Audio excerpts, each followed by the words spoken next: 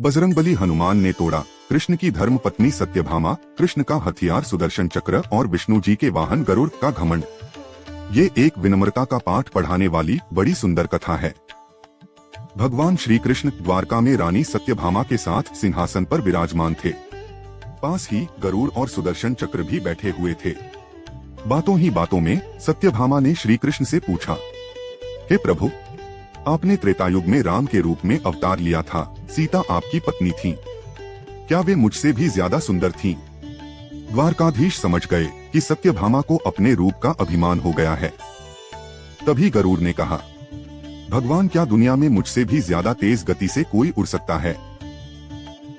इधर सुदर्शन चक्र से भी रहा नहीं गया और वे भी कहने लगे, भगवान, मैंने बड़े बड़े युद्धों में आपको विजयश्री दिलवाई है, क्या संसार में मुझसे भी शक्तिशाली कोई है? श्री कृष्ण मन ही मन मुस्कुरा रहे थे। वे जान गए थे कि उनके इन तीनों भक्तों को अहंकार हो गया है और इनका अहंकार नष्ट करने का समय आ गया है।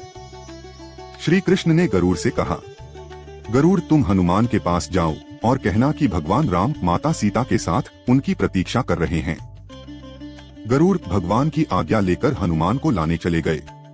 श्री कृष्ण ने सुदर्शन चक्र को आज्ञा देते हुए कहा, तुम महल के प्रवेश द्वार पर पहरा देना और ध्यान रहे कि मेरी आज्ञा के बिना महल में कोई प्रवेश न कर पाए।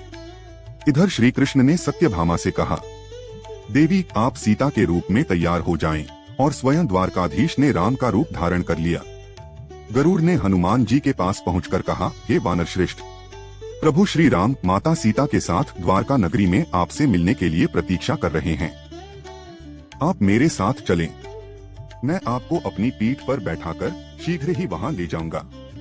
हनुमान जी ने विनय पूर्वक गरुड़ से कहा, आप चलिए, मैं आता हूँ। गरुड़ ने सोचा, पता नहीं यह बूढ़ा वानर कब पहुँचेगा। परंतु गरुड़ उड़कर जैसे ही थोड़ा आगे निकले, हनुमान उनके निकट से इतनी तेजी से उड़ते हुए गए कि गरुड़ उन्हें ठीक से देख तक न पाए। यह देख गरुड़ का सर शर्म से झुक गया।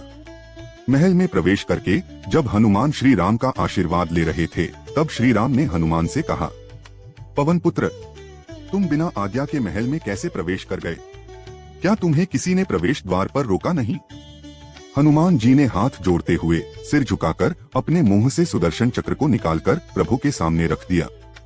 हनुमान जी ने कहा, प्रभु, आपसे मिलने से मुझे इस चक्र ने रोका था, इसलिए इसे मुंह में रख मैं आपसे मिलने आ गया। मुझे क्षमा करें। भगवान मन ही मन मुस्कुराने लगे। हनुमान जी ने हाथ जोड़ते हुए श्री राम से प्रश्न किया, हे प्रभु, आज आपने माता सीता के स्थान पर किस दासी को बैठा दिया और मेरी माता सीता कहाँ हैं? हनुमान जी की यह बात सुन रानी सत्यभामा का सुंदरता का अहंकार पल भर में चूर हो गया। रानी सत्यभामा, सुदर्शन चक्र व गरुड़ जी तीनों का अहंकार चूर चूर हो गया था। वे भगवान की लीला समझ रहे थे। तीनों की आंखों से अश्रु बहने लगे और वे भगवान के चरणों में झुक गए। अद्भुत लीला है प्रभु की। अपने भक्तों के अहंकार को अपने भक्त द्वारा ही दूर किया उन्होंने। अगर आपको वीडियो पसंद आए तो कृपया लाइक करें, शेयर करें और अधिक वीडियो देखने के लिए सब्सक्राइब करें।